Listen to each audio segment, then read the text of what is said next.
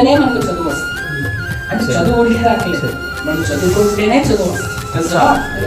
ఎంత జ్ఞాని పుట్టినా ఏబీసీ చిన్నప్పుడు నేర్చుకోకపోతే ఆ బిడ్డకి చదువు రావాలంటే చదువుకోవాలి. హల్లెలూయా. మనం ఊరుకోవాలంటే మనం ప్రయాణం చేయాల్సింది.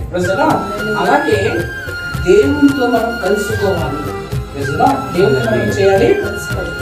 దేవునితో కలుసుకున్నవాడు, ప్రభువుతో కలుసుకున్నవాడు ఆయనతో ఏకాత్మై ఉన్నాడు.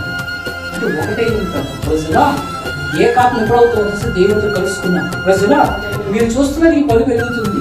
ఈ బలుబు వెలుగుతుందంటే ఈ బలుబు దేనితో కనెక్ట్ అయిందో తెలుసా? కరెంటుతో కనెక్ట్ అయింది. ప్రజలా బలుబు ఎలగాలంటే ఆ బలుబు కరెంటుతో కనెక్ట్ అవ్వాలి. ఫ్యాన్ తిరగాలంటే ఫ్యాన్ కరెంటుతో కనెక్ట్ అవ్వాలి. ప్రజలా అలాగే మన జీవితంలో రక్షణ పొందాలంటే, సమాధానం పొందాలంటే, నెమ్మది పొందాలంటే, జీవితం మార్పు పొందాలంటే, స్వస్థత పొందాలంటే